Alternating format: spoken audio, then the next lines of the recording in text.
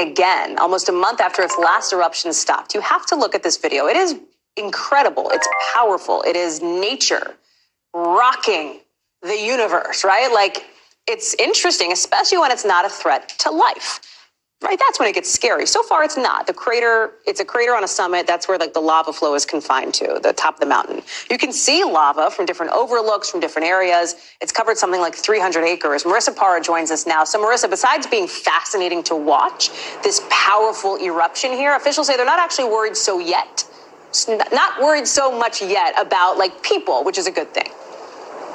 Yeah, and there's a lead scientist who we actually had a chance to speak with about what goes into the decision making there. But you said it yourself. This really is one of the world's most active volcanoes. Hawaii is no stranger to volcanoes. In fact, Kilauea itself, which is the volcano we're talking about right now, erupted last year between September and December. And take a look at these latest images from this latest eruption at its start. This was spewing lava upwards of 160 feet into the air. And for some perspective, Hallie, that's about the size of the Leaning Tower of Pisa. I mean, that lava was so fast moving at its start.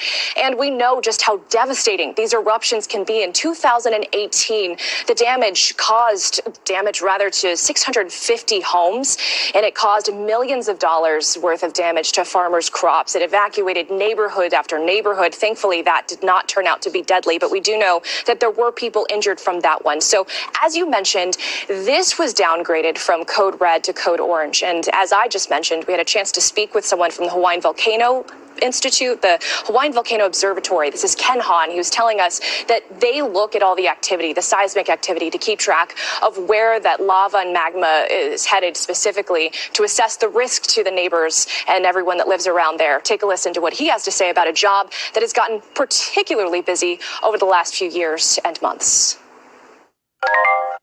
Kilauea kind of erupts on a yearly basis, so we're always watching it. And, we had our eyes trained on it pretty heavily. So we saw this about an hour and a half before the eruption began and issued an alert that there was an eruption that was probably imminent.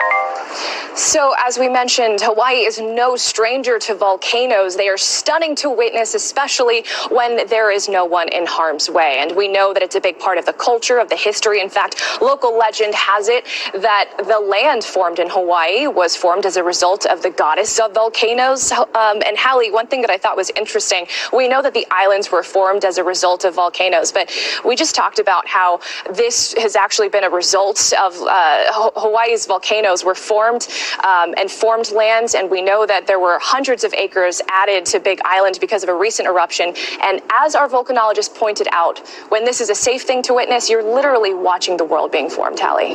Marissa Parra, that's a nice way to think about it. Thank you so much. Appreciate it.